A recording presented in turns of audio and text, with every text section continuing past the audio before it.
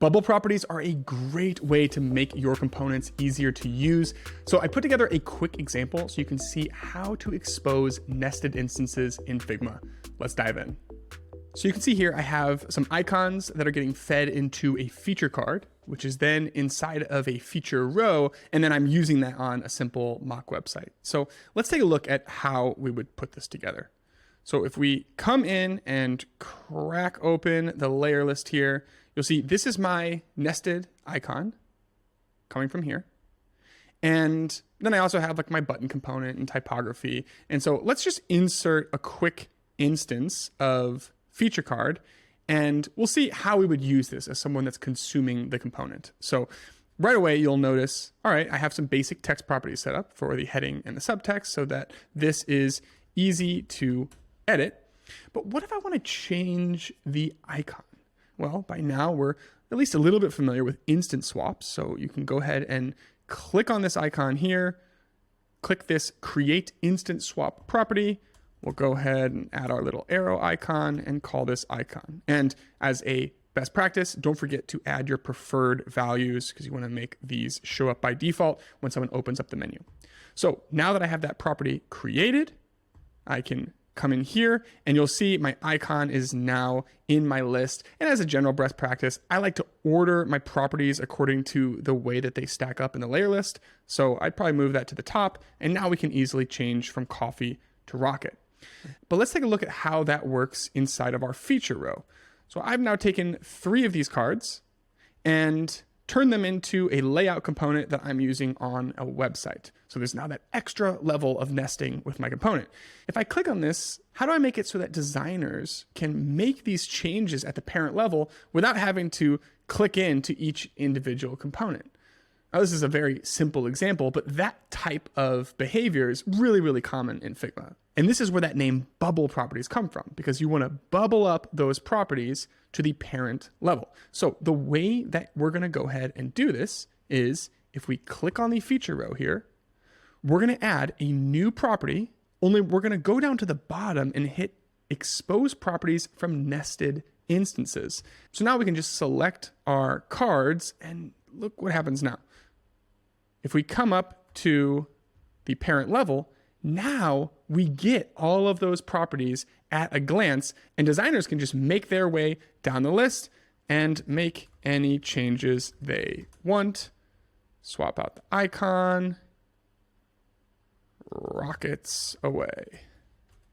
Pretty cool, right? So this is a great tactic to make your components more usable. The only thing is you want to make sure to not go overboard with this feature, because it's very easy to expose too much, and then this properties panel becomes absolutely overwhelming. Now that's a rundown of how the feature works, but I want to talk about one more strategy really quickly, because when you use bubble properties and you're exposing these nested instances in your components, each additional layer of nesting adds a lot of complexity to your properties panel. So this is one of the reasons why I say only use variants if it absolutely makes sense. Take these icons, for example. Instead of treating these as standalone main components, if I was to combine these as variants, let's run through this same example to see how it changes. If we look at the instance of our feature card, we still have the swap instances property, but everything's gone because there's no more instances. Everything has been wrapped up into this individual component. So I'm going to go ahead and remove this instance swap, add expose properties from nested instances. We can select our feature icons, and now we can change the icon directly from this instance in a similar way, but notice how it's below the rest of the properties. So let's take that up a level now. If we go to our feature row, you can see it's already showing that we're exposing the feature icons within the featured cards. So we don't have to make any changes here, but let's look at the user experience of our properties panel now that we have that second level of nesting. If we click on this, whoa, see how much larger this is? It is a very different properties panel than what we were looking at earlier. So I made a couple screenshots just so that we could see the side by side.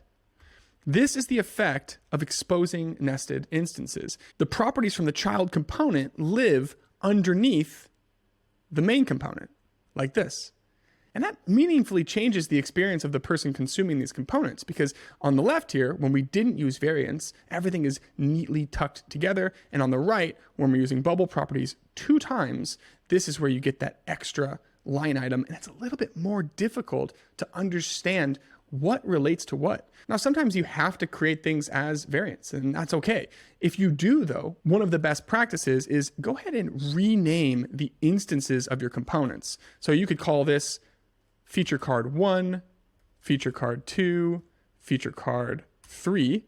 And then when you're looking at this properties panel, at least you have a differentiation between this parent component. You still have this nesting going on. Overall, it is a very powerful feature, and I highly recommend you adding it to your toolkit. Just make sure that you remember that you are the one responsible for designing the consumption experience of that properties panel.